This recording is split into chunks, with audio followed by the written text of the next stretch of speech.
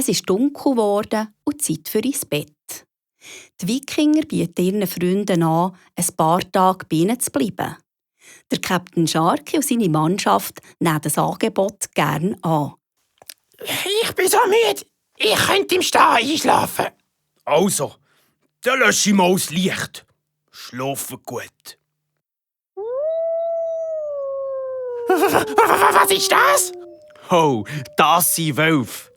Aber keine Angst, die sind weit weg. Euch kann nichts passieren. Gute Nacht, Piraten. Gute Nacht.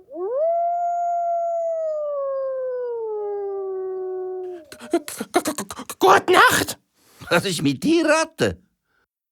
Die Wölfe, ich... Keine Angst, Ratte. Du hast doch gehört, was der Bjarni gesagt hat.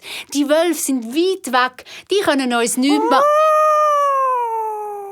Hilfe! Hilfe!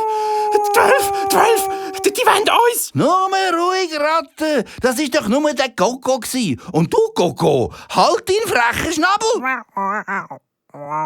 Gute Nacht.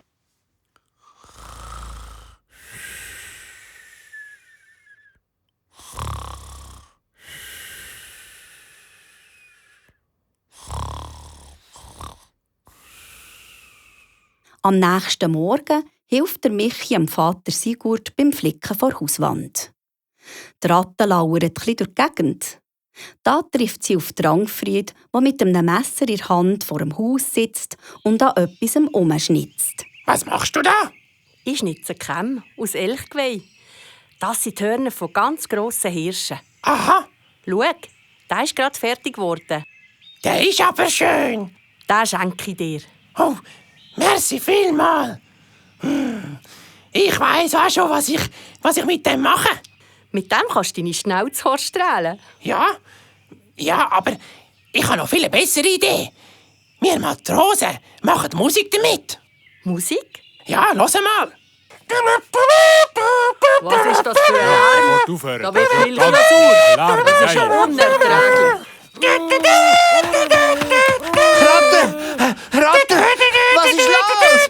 Wieso jaulst du so? Hast du Schmerzen? Was? Schmerzen? Nein, ich mache Musik. Musik? Das soll Musik sein. Das ist Krach. Das ist... Du bist eine richtige Kunstbanause.